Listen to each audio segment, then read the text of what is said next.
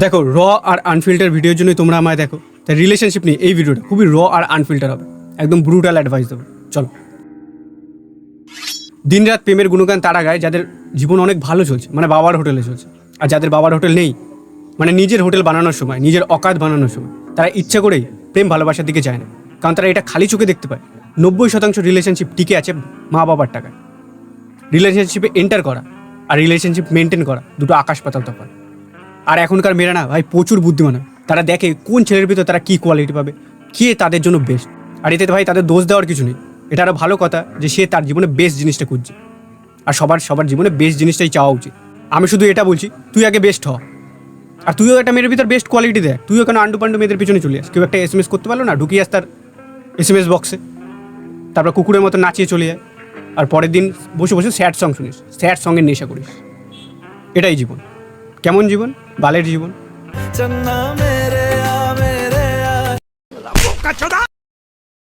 আর আমি ধরলাম তুই তোর একটা মনের মতো মানুষ পেলি, আর তাকে তোর মনের কথা বললি, আর একবার যদি সে না বলে না, ব্যাস ভাই ওখানেই থেমে যায়।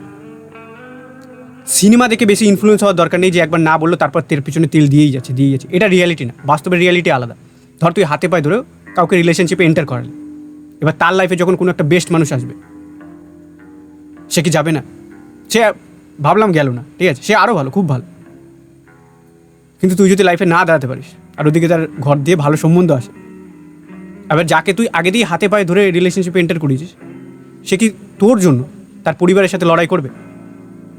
উত্তরটা তুই জানিস। The answer is big zero ভাই। এবার আমি এগুলোর এগেনস্টে না, আমি বলি ভাই লাইফে দুটোই দরকার, বেস্ট পার্টনারও দরকার আর বেস্ট কেরিয়ারও দরকার।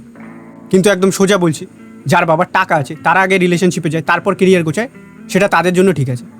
তুই দেখ যত বই আছে, দেবদাস, কবির সিং, ভাই বাবা জমিদার ছিল তাদের, ঠিক আছে, অঢেল টাকা ছিল, রিচ ছিল। কিন্তু যার বাবার টাকা নেই, উল্টে আরও তোর মা বাবা তোর সাকসেসের দিকে তাকিয়ে আছে। তাই তোর এটা রেসপন্সিবিলিটি হয় যে আগে ভাই কেরিয়ার গোছাবো, তারপর রিলেশনশিপ। আর এটা একটা কঠিন বাস্তব যে কেরিয়ার ইজ ইকুয়াল টু এখন টাকা, এটাই কেরিয়ার, ঠিক আছে। ভালো একটা কেরিয়ার হবে, তখন তুই রিলেশনশিপ হয়ে যাবে, 100% গ্যারান্টি হয়ে যাবে। কারণ টাকা থাকলে, মানে ভালো কেরিয়ার হলে সব মানুষই তোর দিকে আসবে, তখন তোকে ভালো মানুষটা শুধু বাছাই করতে হবে, এটাই তোর কষ্ট। কিন্তু আগে যদি তুই রিলেশনশিপে যাস, তারপর তোর কেরিয়ার হবে কি না হবে এখানে কিন্তু কোনো গ্যারেন্টি নেই। গাড়েও যেতে পারে, ভালোও হতে পারে। একদম ব্রুটাল অ্যাডভাইস দেবো বলেছিলাম, এরকমই কথাবার্তা। বাকি আমি আমার ভাষার জন্য দুঃখিত। আর আমার কোনো রিলেশনশিপ নেই, না আগে কোনো দিন ছিল। আর আমি সেরকম গাধা না যে আগে এক জায়গায় ছিলাম, তারপর ব্রেকআপ হয়ে গেছে, আবার নিজেকে সিঙ্গেল বলবো। না ভাই, আমি একদম ফ্রেশ। আর যারা একবার করেছে, দুবার করেছে, তারাও ফ্রেশ আমার চোখে। যারা বারবার করেছে তারা অপয়া। দেখ, আমার টার্গেটটা আমি বলছি, ভালো লাগলে তুইও তোর এই টার্গেট সেট করতে পারিস। রিচ, হ্যান্ডসাম আর লয়াল। রিলেশনশিপ যাওয়ার আগে। আর প্রতিটা মেয়ে এই 3টে কোয়ালিটি না একটা ছেলের ভিতর চায়। রিচ মানে কি, বড় লোক, সে যাতে তাকে একটা কমফোর্টেবল লাইফ দিতে পারে।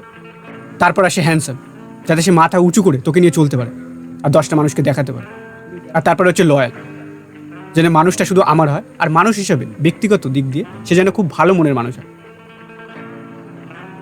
আর টাকা আসলে না, একবার তুই রিচ হয়ে গেলে, তুই যেমনই হোস, যতই ভদ্র দেখতে হোস, তুই এখান থেকে এখানে ট্রান্সফর্ম হয়ে যাবে। তাহলে টাকা আসলে তুই হ্যান্ডসাম হয়ে যাবে। তাহলে টাকা হয়ে গেল, হ্যান্ডসাম হয়ে গেল, তারপর হচ্ছে লয়াল, বিশ্বস্ত।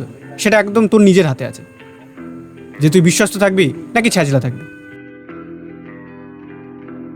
আর আমার কাজ ছিল এই জিনিসটা তোকে বুঝিয়ে গুছিয়ে বলা, যাতে তুই পরে না বলতে পারিস আহারে সময় থাকতে কেউ তো আমায় বললো না, কেউ বুঝালো না। না ভাই, বুঝিয়েছিল। এখন বোঝা না বোঝা তোর ব্যক্তিগত ব্যাপার। সিম্পল, প্রিমিয়াম আর মাস্টারপিস ভিডিও।